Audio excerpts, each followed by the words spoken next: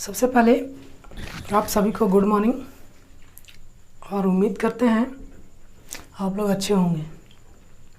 हम लोग पिछले वीडियो में देखे थे कि वायरिंग सिस्टम कितने प्रकार के होते हैं। वायरिंग सिस्टम कितने प्रकार के होते हैं, उसमें कौन कौन से वायरिंग सिस्टम थे?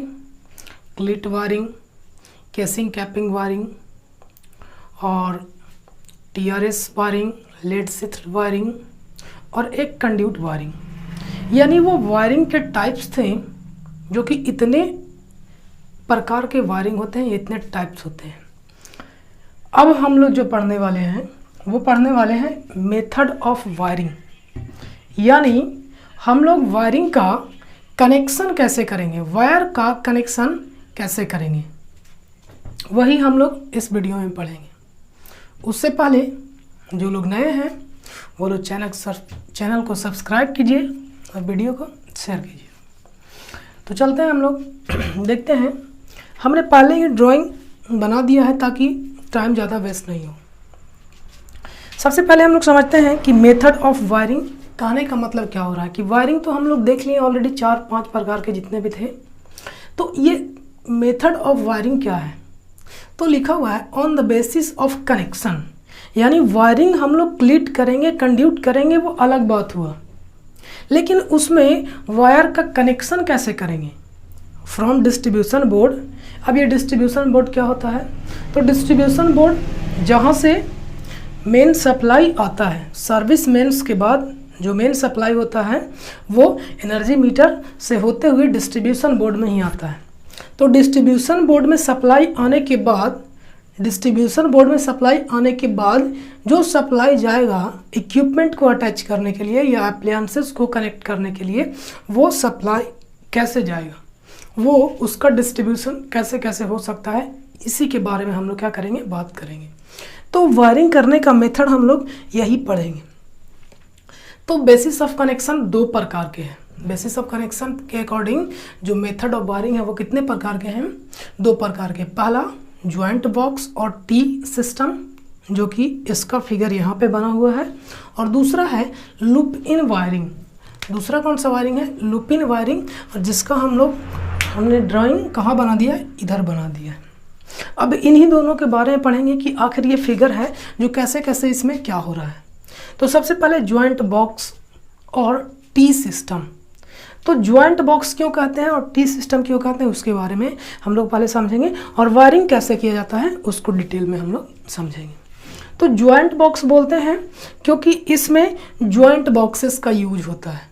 ज्वाइंट बॉक्सेस देखिए यहाँ पे, ये ज्वाइंट बॉक्स हुआ, ये ज्वाइंट बॉक्स हुआ, ये ज्वाइंट बॉक्स हुआ और ये ज्वाइंट बॉक्स हुआ। अगर और भी हमको एप्लायंसेज लगाने होते तो यहाँ पे छोड़ा हुआ है, आगे joint box with the help of joint box और भी एप्लायंसेस हम लोग क्या करते हैं, कनेक्ट करते हैं।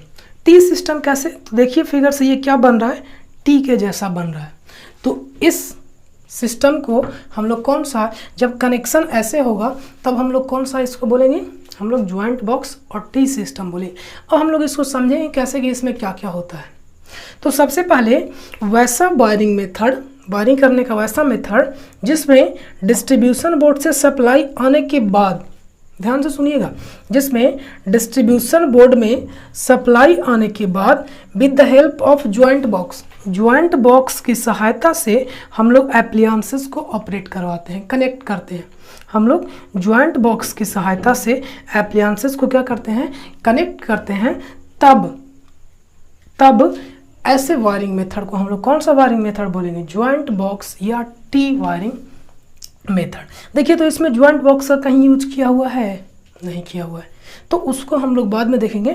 फिलहाल हम लोग इसको समझते हैं कि ज्वाइंट बॉक्स में और क्या क्या कनेक्शन होते हैं।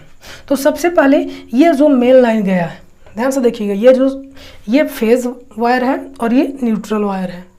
हम लोग जिसको बोलते हैं लाइव वायर या ठंडा वायर, सिंपली हम लोग इसको बोलते हैं। तो फेज वायर या लाइव वायर ये दोनों आए हुए हैं।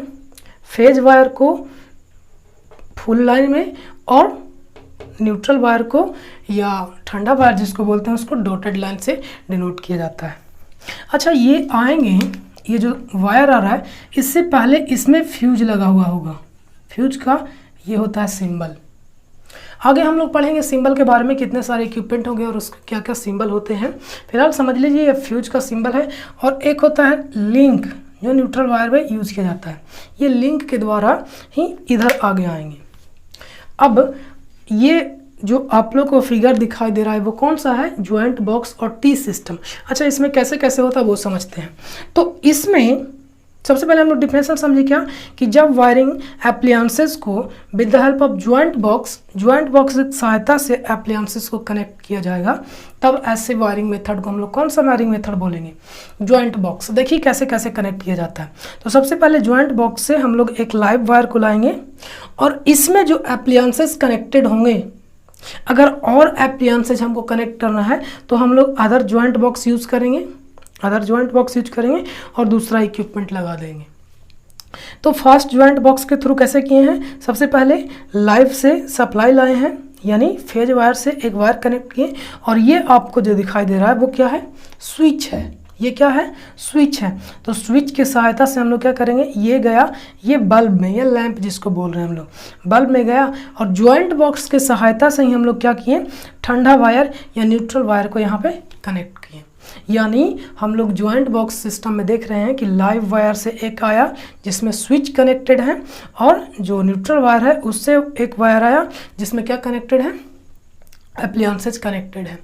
यानी ऐसे मेथड को हम लोग कौन सा मेथड बोलेंगे, ज्वाइंट बॉक्स मेथड बोलेंगे। अब हम लोग को यहाँ समझना है कि एक हम लोग बल्ब या एप्लियंसेस को यूज कर लिए। अब जैसे ही दूसरा एप्लियंसेस की बात आता है तो हम लोग अलग ज्वाइंट बॉक्स यूज करते हैं और फिर से वही प्रोसेस करके हम लोग क्या करते हैं, वायरिंग को कंप्लीट करते हैं। तब इस मेथड को हम लोग कौन सा मेथड बोलेंगे, ज्वाइंट बॉक्स या टी मेथड।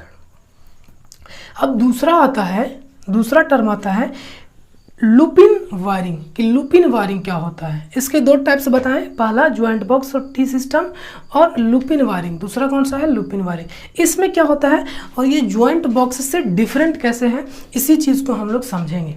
तो देखिए सबसे पहले हम लोग इसमें समझते हैं, इसमें भी फेज वायर है और न्यूट्रल वायर है, जो डिस्ट्रीब्यूशन बोर्ड, ये जो सप्लाई आ रहे हैं कहाँ से, डिस्ट्रीब्यूशन बोर्ड से। अब डिस्ट्रीब्यूशन बोर्ड तक सप्लाई कैसे आएगा उसको हम लोग अलग देखेंगे, जब सर्विस मेन्स को हम लोग पोल से कनेक्ट करेंगे उसमें हम लोग देखेंगे। तो ये सप्लाई आ रहा है फेज वायर और ये न्यूट्रल वायर। इसमें सप्लाई लेने के लिए सबसे पहले हम लोग डायरेक्टली, ध्यान रखिएगा वायर कहीं पे यहाँ पे कट नहीं हो रहे हैं, वायर ज्वाइंट नहीं कहीं हो रहे हैं, लेकिन उसमें क्या था, हम लोग डिस्ट्रीब्यूशन बोर्ड की सहायता से हम डिफरेंसेस बताएंगे कि कौन सा कॉस्टली होगा और क्यों कॉस्टली होगा, क्या इसका एडवांटेज है क्या इसका एडवांटेज है। तो पहले दोनों को समझ लेते हैं। तो सबसे पहले जो वायर आ रहे हैं वायर डायरेक्टली कहाँ पे गए, स्विच के पास गए।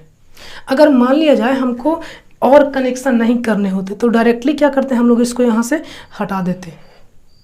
तो एक आया यहाँ से मेन सप्लाई, वो आकर के यहाँ चला गया, और फिर एक इधर से आया और वो यहाँ चला जाता, अगर ये इधर कनेक्ट नहीं करना होता। लेकिन अगर कनेक्ट करना हो तो हम लोग यहाँ से भी तो कर सकते थे इसको, तो यहाँ से करते तो फिर से वही वाला मेथड हो जाता। कौन वाला मेथड, ज्वाइंट बॉक्स मेथड। हालांकि हम लोग डायरेक्टली यहाँ पे कैसे लेते हैं, तो उसको कट भी, जिसको बोलते हैं कट हो गया है, तो वो कट ना करके ज्वाइंट बॉक्स हुआ। लेकिन लूपिन सिस्टम में क्या होता है कि जो सप्लाई यहाँ से लिया गया स्विचेज के पास से ही, बिना इसमें कोई कट किए हुए स्विचेज के पास से ही क्या लिया गया, सप्लाई किया गया, और ये एक क्या बना, एक लूप बना। ये क्या बना, एक लूप बना। यहाँ से वायर गया सप्लाई, और इस तरीके से यहाँ क्या किया, एक लूप बनाया, फिर आगे सप्लाई जा करके फिर यहाँ से सप्लाई यहाँ से गया, और ये इस तरीके से लूप बनाया। तो ऐसे सिस्टम को हम लोग कौन सा सिस्टम बोलेंगे, लूपिन सिस्टम बोलेंगे। ध्यान रखिएगा दोनों में, इसमें भी और इसमें भी एप्लियंसेस जो कनेक्टेड हैं वो पैरेलल में है। ध्यान रखिएगा पैरेलल में इसमें भी है, पैरेलल में इसमें भी है। लेकिन इसमें है कि अगर एक बार कहीं फॉल्ट हो, इधर फॉल्ट हो तो पूरा का पूरा सप्लाई क्या हो जाएगा, डिस्टर्बेंस हो जाएगा। लेकिन इसमें फॉल्ट होने का चांसेस जो है वो कम है, क्योंकि जो भी फॉल्ट होगा वो स्विच के इधर होगा या बल्ब में होगा, तब इस पर कोई इफेक्ट नहीं आएगा, क्योंकि वायर का जो कनेक्शन दिया गया वो यहाँ से दिया गया। जो बल्ब और एप्लियंसेज लगे हुए हैं वो स्विच के बाद लगे हुए हैं। तो इस प्रकार का जो मेथड है वायरिंग करने का, इस वायरिंग को हम लोग कौन सा बोलेंगे, लूपिन वायरिंग बोलेंगे। अब एडवांटेज क्या होगा, डिसएडवांटेज क्या होगा, उसके बारे में हम लोग थोड़ा सा समझते हैं। इसका एडवांटेज क्या होगा, इसका एडवांटेज होगा कि यहाँ पे देख रहे हैं कि वायर का जो लेंथ होगा वो कम लगेगा, वायर का क्वांटिटी क्या हो जाएगा, कम जरूरी होगा। लेकिन इसमें देखिए तो वायर का क्वांटिटी क्या हो जाएगा, बढ़ जा रहा है, बढ़ जा रहा है कि नहीं। अब दूसरा समझते हैं, इसमें ये एडवांटेज है कि वायर क्या हो रहा है, बच जा रहा है। तो डिसएडवांटेज क्या है इसका, डिसएडवांटेज है कि एक्स्ट्रा ज्वाइंट बॉक्स यूज हो रहे हैं, ज्वाइंट बॉक्स का ज़्यादा रिक्वायरमेंट है, तो ये कॉस्ट को क्या करता है, बढ़ा देता है। तो इसका एडवांटेज क्या हुआ, इसका एडवांटेज हुआ कि क्वांटिटी कम लगा, क्वांटिटी किसका, वायर का। लेकिन डिसएडवांटेज क्या हुआ कि ज्वाइंट बॉक्स ज़्यादा लगे, इस वजह से कॉस्ट बढ़ गया। दूसरा इसका क्या है डिसएडवांटेज, अगर एक में भी कनेक्शन फॉल्ट हो, अगर कहीं पे फॉल्ट हो तो सारे के सारे क्या होते हैं, इफेक्टेड होते हैं। बात समझिएगा, कहीं एक जगह भी फॉल्ट हो तो सारे के सारे पे क्या आएंगे, इफेक्ट आएंगे। ये था डिसएडवांटेज इसका। हम लोग आगे देखते हैं लूपिन में इसका एडवांटेज क्या है। इसका एडवांटेज है कि यहाँ पे कहीं पे फॉल्ट होंगे तो हम लोग को इतना पता है कि फॉल्ट या तो यहाँ पे होंगे, स्विचेज में होंगे या एप्लायंसेज में होंगे, तो फॉल्ट को आसानी से इसमें हम लोग क्या कर लेंगे, डिटेक्ट कर लेंगे। इसका डिसएडवांटेज क्या है, तो डिसएडवांटेज है कि इसमें जो वायर लगते हैं उस वायर का लेंथ क्या हो जाता है, बहुत ही ज़्यादा हो जाता है। इस वजह से इसका कॉस्ट क्या हो जाता है, ज़्यादा हो जाता है, इसका भी कॉस्ट ज़्यादा होता है। और क्या इसका फ़ायदा है, और क्या फ़ायदा है, ज़रा सोचिए और बताइए। चलिए पहले उससे और हम लोग देखते हैं कि इसमें और एप्लायंस का जो कनेक्ट होता है वो कैसे होता है। गर्मी बहुत ज़्यादा है, तो लूपिन सिस्टम देखें, इसमें हम लोग फिर से एक बार समझते हैं कि ये जो सप्लाई आ रहा है ये फेज वाला है, दोनों में सेम है, एक फेज है और एक न्यूट्रल है, एक फेज है और एक न्यूट्रल है। ये फेज वायर से सप्लाई ले जा करके कहाँ गया, डायरेक्ट स्विच में गया, डायरेक्ट स्विच में गया, और स्विच से ही हम लोग अदर कनेक्शन लेते हैं। अगर हमको अदर कनेक्शन लेना हो तो ये नहीं कि यहाँ पे वायर को काटेंगे और यहाँ पर ऐड कर देंगे। हमको अगर अदर कनेक्शन लेना हो तो हम लोग कहाँ जाएंगे, फिर से एक जहाँ से स्विच था वहाँ से वायर लेकर के आएंगे, तब इस मेथड को कौन सा मेथड बोलेंगे, लूपिन मेथड बोलेंगे। इसका फ़ायदा ये है कि इसमें आसानी से फॉल्ट को डिटेक्शन हो जाता है, और एज़ कम्पेयर इसके एज कंपेयर ये वाला क्या है, इसमें कम फॉल्ट होते हैं और फॉल्ट आसानी से पता भी चल जाता है, क्योंकि यहीं पे फॉल्ट होने का चांसेस क्या होता है, ज़्यादा होता है। तो ये था लूपिन सिस्टम और ये था ज्वाइंट बॉक्स सिस्टम। हम लोग क्या देख रहे हैं, मेथड ऑफ वायरिंग देखे थे। इसके बाद हम लोग पढ़ेंगे कि वायरिंग सिस्टम में एनर्जी का डिस्ट्रीब्यूशन कैसे होता है। यहाँ पे हम लोग कनेक्शन कर रहे थे कि वायर का कनेक्शन कैसे होता है। हम लोग अगले टाइप में देखेंगे, अगले टाइप में कौन सा देखेंगे, वायरिंग सिस्टम को ही देखेंगे कि वायरिंग सिस्टम में एनर्जी का डिस्ट्रीब्यूशन कैसे होता है। तो एक होता है डिस्ट्रीब्यूशन बोर्ड के सहायता से, जिसको हम लोग बोलते हैं डिस्ट्रीब्यूशन मेथड, और दूसरा होता है ट्री मेथड, दूसरा होता है ट्री मेथड। तो उसको हम लोग देखते हैं, उससे पहले हम लोग इसको क्या करते हैं, मिटाते हैं। तो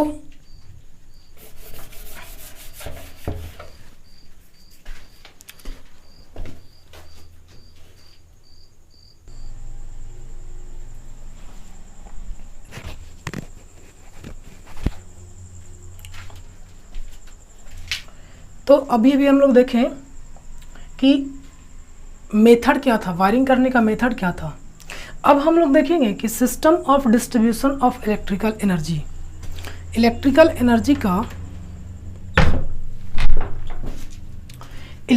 एनर्जी का हम लोग डिस्ट्रीब्यूशन कैसे करेंगे, इसी को हम लोग पढ़ेंगे।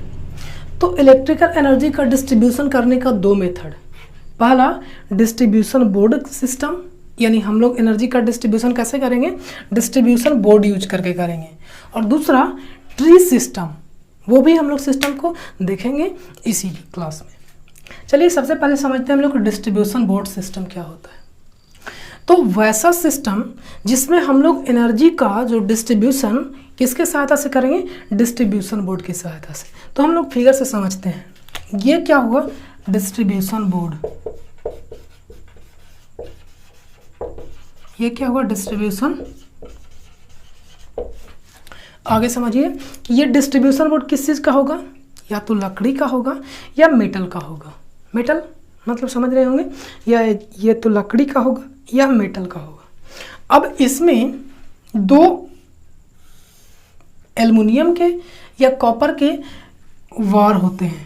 एक रड जैसा होता है जिसमें हम लोग एक मेन सप्लाई ला करके देंगे और वहाँ से डिफरेंट घरों के लिए या डिफरेंट यूज के लिए हम लोग क्या करेंगे, ले जाएंगे।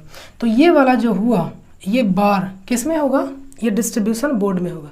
ये डिस्ट्रीब्यूशन में दो बार होंगे जिसको हम लोग बस बार बोलते हैं। ये यहाँ से सप्लाई आ रहा है, ये सप्लाई आ रहा है और यहाँ से उसका क्या हो रहा है, डिस्ट्रीब्यूशन हो रहा है। इस बोर्ड से क्या हो रहा है, डिस्ट्रीब्यूशन हो रहा है। हम लोग यही समझेंगे कि इस डिस्ट्रीब्यूशन बोर्ड सिस्टम में हम लोग एनर्जी का डिस्ट्रीब्यूशन कैसे करते हैं। तो सबसे पहले हम एकदम शुरू से बात करेंगे जहाँ से सप्लाई आएगा। तो ये सर्विस मेंस से सप्लाई आ रहा है। तो सर्विस मेंस से सप्लाई कैसे आएगा, तो सर्विस मेंस से सप्लाई सबसे पहले ये स्विच को क्या बोलते हैं, तो ये कितने पोल हुए इसमें, एक पोल ये हुआ या एक पोल ये हुआ। अच्छा 3 फेज सप्लाई लाना तब कितने पोल हो जाते हैं, 3 पोल हो जाते हैं। तब हम लोग इसको बोलते हैं 3 पोल। और एक होता है थ्रो मतलब क्या, छूटना, यहाँ पे फेंकना होता है।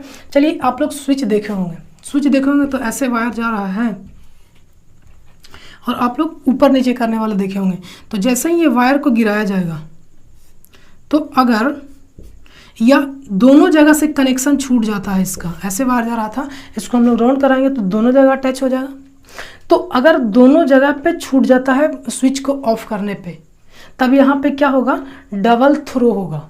लेकिन अगर एक जगह पे कनेक्ट ही रहता, अगर ये ऐसा स्विच रहता कि ये वाला एक एंड इसका हमेशा कनेक्ट ही रहता गिराने पे, सिर्फ एक ही एंड क्या होता इसका, सिर्फ एक ही एंड छूटता, तब ये कौन सा होता, सिंगल थ्रो। लेकिन अगर दोनों एंड छूट जाता स्विच को ऑफ करने पर, तब उसको हम लोग क्या बोलते हैं, डबल थ्रो। तो यहाँ पे जो लगाया हुआ है आप देख रहे हैं, इसमें कितने सप्लाई लिए जा रहे हैं, 2, यानी डबल पोल और सिंगल थ्रो। आप देख रहे हैं कि जब छूटा हुआ है तो यानी ये कौन सा टाइप हुआ स्विच, डबल पोल और सिंगल थ्रो, एक ही जगह पे छूट रहा है। अगर यहाँ पे भी छूट जाएगा तब कौन सा होता है, डबल थ्रो। यानी कौन सा स्विच के माध्यम से हम लोग लाएंगे, डबल पोल सिंगल थ्रो के द्वारा हम लोग सर्विस मेंस से। ये सर्विस मेंस क्या होता है, तो सर्विस मेंस हम लोग बोलते हैं जो पॉल माउंटेड से, यानी हम लोग जो घरों में देखते हैं कि पॉल से जो सप्लाई आता है, जिस वायर के द्वारा सप्लाई आता है, उसी को हम लोग क्या बोलते हैं, सर्विस मेंस बोलते हैं। तो सर्विस मेंस से हम लोग क्या करेंगे, डबल पोल सिंगल थ्रो के द्वारा हम लोग अपने मेन डिस्ट्रीब्यूशन बोर्ड में हम लोग क्या ले आए, सप्लाई ले आए। अब यहाँ से हमको मेन डिस्ट्रीब्यूशन बोर्ड से सब डिस्ट्रीब्यूशन बोर्ड अगर बनाना है या इसी से काम चल जाएगा, ये डिपेंड करेगा कि हमको सप्लाई कितना एरिया में लेना है या कितना ज़्यादा एप्लायंसेस को कनेक्ट करना है। तो मान लिया जाए कि एक घर है जिसमें 2 रूम है, तो हम लोग 2 रूम के लिए हम लोग देखिए ये एक सप्लाई यहाँ से लिए, तो एक सप्लाई के लिए क्या किए, इस बस बार से एक यहाँ से लाइव वायर निकाले या फेज वायर निकाले और एक न्यूट्रल वायर, यहाँ से न्यूट्रल वायर लाए और इससे हम लोग क्या कर दिए। अब इस घर में हमको जितने सारे इक्विपमेंट क्या होंगे, कनेक्ट करने होंगे। एक बल्ब कनेक्ट करना होगा, तो एक स्विच के माध्यम से हम लोग क्या करेंगे, कनेक्ट कर देंगे। एक फैन कनेक्ट करना होगा तो स्विच के माध्यम से क्या कर देंगे, कनेक्ट कर देंगे। तो ऐसा नहीं है कि एक ही घर में हम लोग अगर मान लीजिए 50 अप्लायंसेस कनेक्ट करने हैं तो एक ही सर्किट से हम लोग क्या कर देंगे, कनेक्ट कर देंगे।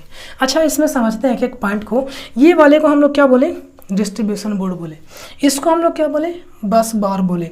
ये वाले को हम लोग क्या बोलेंगे, एक सर्किट गया डिस्ट्रीब्यूशन बोर्ड से, क्या गया, एक सर्किट गया। तो ये सर्किट कितना यहाँ से निकल सकता है, इस डिस्ट्रीब्यूशन बोर्ड से कितने सर्किट निकल सकते हैं, तो ये इसका कोई लिमिट नहीं है। इस डिस्ट्रीब्यूशन बोर्ड से हम लोग कितने भी सर्किट निकाल सकते हैं, बात समझ में आया? तो एक लिमिटेशन होता है। अब हम लोग एक सर्किट यहाँ से जब निकाल लिए, ये एक सर्किट निकाल लिए, तो इस सर्किट में कितने एप्लायंसेस कनेक्ट कर सकते हैं, इसका एक लिमिटेशन है। हम लोग एक सर्किट जब निकाल लिए यहाँ से, ये एक पूरा सर्किट हुआ, तो इस सर्किट में हम लोग कितने एप्लायंसेस कनेक्ट करेंगे, इसका एक लिमिटेशन है। इसमें हम लोग 10 नंबर से नंबर ऑफ एप्लियंसेस कितने होने चाहिए, मैक्सिमम 10 से कम रहेगा तब भी चलेगा, लेकिन 10 से ज़्यादा नहीं होने चाहिए। और लोड कितना होना चाहिए, तो 800 वाट, 800 वाट। और लोड नंबर ऑफ एप्लियंसेस कितने होने चाहिए, 10 होने चाहिए, नंबर ऑफ एप्लियंसेस 10 होने चाहिए, इससे ज़्यादा नहीं एक सर्किट में होना चाहिए। अब बोलिएगा अगर मोटर चलाना हो तो मोटर चलाने के लिए हमको एक अलग से पावर सर्किट ले जाना पड़ेगा। क्या ले जाना पड़ेगा, पावर सर्किट, जिसका रेटिंग कितना होता है, उसका रेटिंग 800 से अगर ज़्यादा है, 1500 वाट है या 3000 वाट है, तो उसका हम लोग एक अलग से यहाँ से क्या करेंगे, सप्लाई ले जाएंगे, यानी उसका अलग सर्किट बनाएंगे। ऐसा नहीं है कि ये जो बल्ब जलाने के लिए एप्लियंसेस के लिए हम लोग जो सर्किट बनाए उसी में हम लोग मोटर वाला भी कनेक्ट कर देंगे, जनरेटर वाला जो भी है, जो भी बड़े बड़े जो इक्विपमेंट है ज़्यादा रेटिंग का, उसको हम लोग इसी सर्किट से कनेक्ट नहीं करेंगे। यानी हम लोग देख रहे हैं कि डिस्ट्रीब्यूशन बोर्ड से हम लोग क्या बनाए, एक सर्किट बनाए। अब सर्किट में हम लोग सप्लाई ले जाने के लिए बस बार से फ्यूज के सहायता से, देखिएगा हर एक में क्या लगाया हुआ है, फ्यूज लगाया हुआ, फ्यूज के सहायता से हम लोग क्या किए, इधर कनेक्शन किए। ये क्या है, तो इसको लिंक बोलते हैं। लिंक जो लगता है वो न्यूट्रल वायर में हम लोग लिंक को कनेक्ट करते हैं और फ्यूज को फेज वायर या लाइव वायर में कनेक्ट करते हैं। तो लाइव वायर में हम लोग फ्यूज कनेक्ट किए और न्यूट्रल वायर में लिंक कनेक्ट करने के बाद हम लोग एक सर्किट बनाए। और जैसे ये एक रूम का हो गया तो ये दूसरा रूम का हो गया, यानी सर्किट 2 और सर्किट 1। ये तो हो गया कि एक ही डिस्ट्रीब्यूशन बोर्ड से हम लोग 2 सर्किट बनानी है। लेकिन क्या ऐसा ज़रूरी है, नहीं। कहने का मतलब ये हुआ कि अभी हमारे घर में 2 ही रूम था तो हम लोग एक सर्किट बना लिए तो एक रूम में चला गया, एक सर्किट बना लिए तो दूसरे रूम में चला गया। लेकिन क्या ज़रूरी है कि 2 ही रूम रहता है घर में, नहीं। तो ऐसे केस में सब सर्किट से यहाँ जो डिस्ट्रीब्यूशन बोर्ड है इससे हम लोग सब डिस्ट्रीब्यूशन बोर्ड बनाते हैं। कहने का मतलब ये हुआ कि इस बोर्ड से हम लोग एक, अगर मान लीजिए घर में 2 फ्लोर हैं तो एक फ्लोर पर हम लोग मेन बोर्ड लगाएंगे और फिर नीचे वाले में एक फ्लोर में बोर्ड लगाएंगे। हम लोग उसका देखते हैं। तो यहाँ से जो बनेगा पहले उसका देखते हैं फिगर। यानी अब ये क्या हुआ, सर्किट था और ये डिस्ट्रीब्यूशन बोर्ड था। अब हम लोग क्या बनाएंगे, सब डिस्ट्रीब्यूशन बोर्ड बनाएंगे और सब सर्किट बनाएंगे। चलिए देखिए इसको, ये अब सर्किट,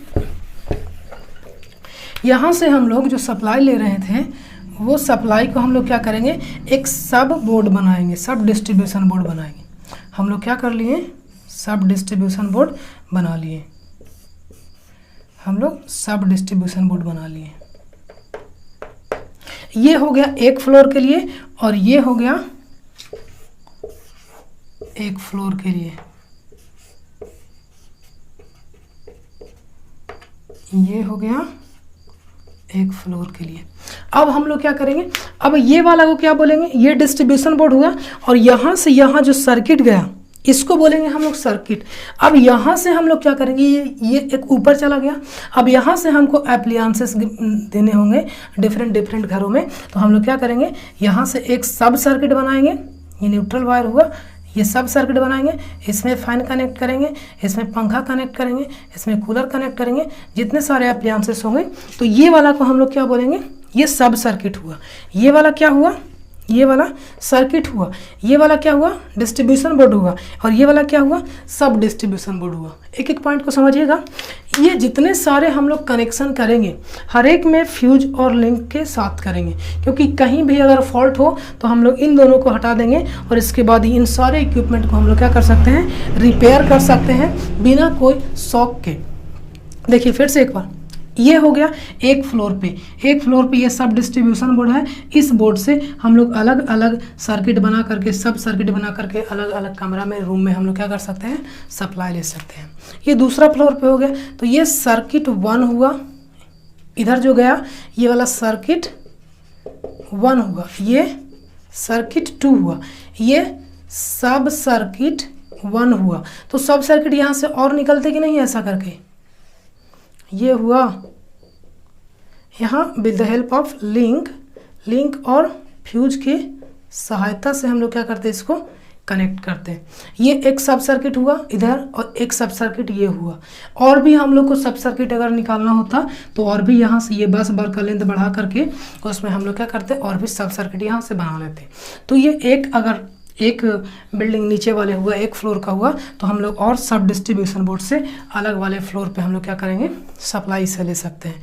इससे क्या करेंगे, इससे एक ले जाएंगे और ये ठंडा वाला से लेकर के जाएंगे और एक सब सर्किट बना लिए।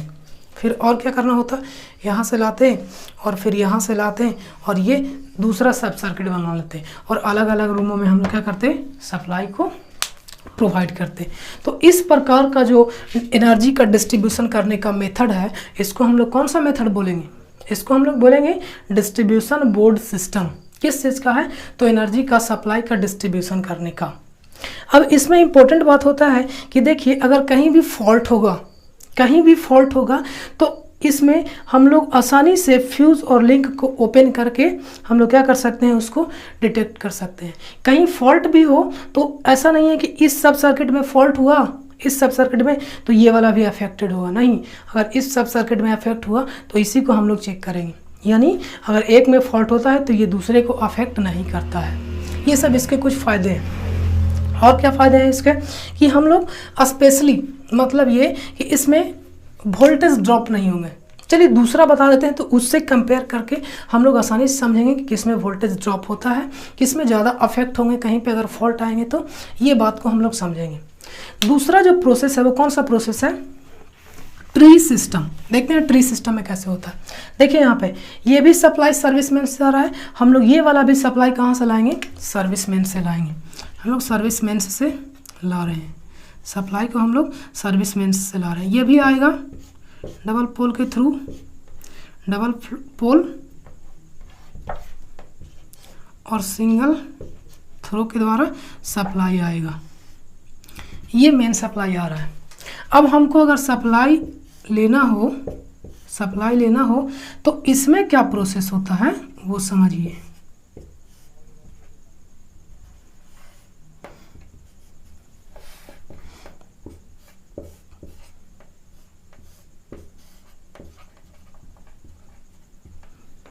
ट्री सिस्टम में क्या होता है, ये मेन सप्लाई एक चला गया, ध्यान से देखिएगा। इसमें क्या था, डायरेक्टली सप्लाई आया तो डिस्ट्रीब्यूशन बोर्ड में लगेगा, डिस्ट्रीब्यूशन बोर्ड में आया और वहाँ से हम लोग डिस्ट्रीब्यूट करना शुरू कर दिए। लेकिन ट्री सिस्टम में होता है कि जब मेन सप्लाई आता है तो ये मेन सप्लाई का एक मेन केबल क्या होता है, दोनों पैरेलली चलते हैं। अब हमको मान लिया जाए सब सर्किट बनाना हो तो हम लोग क्या करेंगे, यहाँ से एक सप्लाई ले जाएंगे और एक यहाँ से न्यूट्रल वायर ले जाएंगे और इसमें हम लोग क्या करेंगे, एप्लियंसेस को ऐड करना शुरू करेंगे विद द हेल्प ऑफ, ये फैन लगा दिए, ये बल्ब लगा दिए, इस तरीके से। अब दूसरा हमको कमरा में, मान लिया जाए ये एक कमरा में चला गया, दूसरा कमरा में अगर सप्लाई ले जाना हो तो ये यहाँ से फिर से एक निकालेंगे और फिर से, और ये इस तरह से आगे चलता जाएगा। ये हुआ, ये फैन लगा, ये फैन लगा और ये लाइट लगा और जितने सारे अप्लायंसेस कहीं होंगे वो कनेक्ट करने। तो ये जो आपको दिखाई दे रहा है वो कैसा दिखाई दे रहा है, एक ट्री के जैसा दिखाई दे रहा है कि नहीं। तो इसलिए इस सिस्टम को हम लोग कौन सा सिस्टम बोलते हैं, ट्री सिस्टम बोलते हैं। यानी इसमें जो एनर्जी का सप्लाई होता है उसका जो कनेक्शन होता है वो एक ट्री के जैसा होता है कि मेन एक मेन क्या हो गया इसका, जिसको हम लोग क्या बोलते हैं, स्ट्रीम बोलते हैं। एक मेन हो गया और उसमें क्या हो गए, ब्रांचेज जो सारे निकले हुए हैं। इसमें ऐसा था, इसमें मेन जो आता है वहीं से डिस्ट्रीब्यूशन होना शुरू हो गया। अब इसमें और इसमें डिफरेंसेज क्या है और कौन सा बेटर है वो हम लोग समझते हैं। तो जनरली ये वाला प्रोसेस ही आजकल घरों में यूज होता है, ये वाला का अब यूज नहीं होता है। क्यों नहीं यूज होता है वो बात हम लोग समझते हैं। मान लिया जाए कि यहाँ पे अगर फॉल्ट हो तो सारे के सारे जितने सारे थे वो क्या होंगे, ख़राब हो जाएंगे। अब बोलिएगा कि इसमें भी अगर यहाँ पे फॉल्ट हो तो ख़राब हो जाएंगे, अलग बात हुआ, यहाँ पे चलिए बात खड़ाते हैं। लेकिन अगर यहाँ पे फॉल्ट हो तो इधर आगे ख़राब हो जाएंगे। अब बताइए अगर इधर कहीं पे फॉल्ट हो तो एक सारे इक्विपमेंट क्या होते रहेंगे, जलते रहेंगे। अब जो इसमें सबसे ध्यान देने वाला डिसएडवांटेज है कि ये जैसे जैसे सप्लाई जाता रहेगा, जैसे जैसे सप्लाई जाएगा उससे यहाँ वायर में क्या होंगे, वोल्टेज ड्रॉप क्या होता जाएगा, बढ़ता जाएगा। वोल्टेज ड्रॉप क्या होता जाएगा, बढ़ता जाएगा। तो जो लास्ट एंड पे सप्लाई होगा, जो एप्लियंसेस को सप्लाई मिल रहा होगा लास्ट एंड पे, उस एंड पे वोल्टेज का वैल्यू क्या हो जाएगा, कम हो जाएगा। क्यों कम हो जाएगा? क्योंकि यहाँ से जो वायर में होते हुए गया है तो कुछ ना कुछ ड्रॉप होकर के गया होगा। V बराबर IR ड्रॉप होकर के गया होगा। तो ड्रॉप होने के बाद यहाँ वोल्टेज का वैल्यू क्या होगा? कम मिलेगा। कम मिलने के और साथ ही साथ I² और लॉसेस भी होंगे। तो ये 2 लॉसेस इसमें ज़्यादा होते हैं। तीसरा कि अगर कहीं पे भी फॉल्ट होगा तो एक जगह भी अगर फॉल्ट होगा तो एक ही करंट सारे में फ्लो कर रहा है तो वो क्या करेगा? सारे को क्या करेगा? इफेक्ट करेगा। देखिएगा डिसएडवांटेज इसमें, कहीं भी अगर एक जगह पे फॉल्ट होता है तो वो सारे एप्लियंसेस को और सारे सिस्टम को क्या करेगा? इफेक्ट करेगा। लेकिन इसमें ऐसा नहीं था। अगर किसी एक में अगर फॉल्ट होता है तो वो उसको हम लोग अलग करके रिपेयर कर लेंगे, लेकिन इसमें ऐसा नहीं है। अगर एक जगह पे कहीं फॉल्ट होता है तो एक ही वायर से सारे के सारे कनेक्टेड हैं तो वो क्या होंगे? अफेक्टेड होंगे। ये था डिस्ट्रीब्यूशन बोर्ड सिस्टम और दूसरा ट्री सिस्टम। तो हम लोग वायरिंग का जितना मेथड था और जितने प्रकार के वायरिंग थे, जितने प्रकार से वायरिंग कर सकते थे, वो लोग हम लोग देख लिए 3-4 वीडियो में। अब हम लोग आगे पढ़ेंगे IE रूल, यानी वायरिंग करते समय हम लोग किन किन रूलों को ध्यान में रखना होता है और ये कहाँ से बनाया गया है और ये किस नियम, उसमें क्या क्या रिक्वायरमेंट है और कैसे कैसे वायरिंग किया जाएगा, उसको हम लोग देखेंगे अगले वीडियो में। तब तक के लिए इसका आप नोट्स बनाइए। नोट्स PDF के रूप में अवेलेबल है, आप लोग डाउनलोड कीजिए और नोट को प्रिपेयर कीजिए। तब तक के लिए धन्यवाद।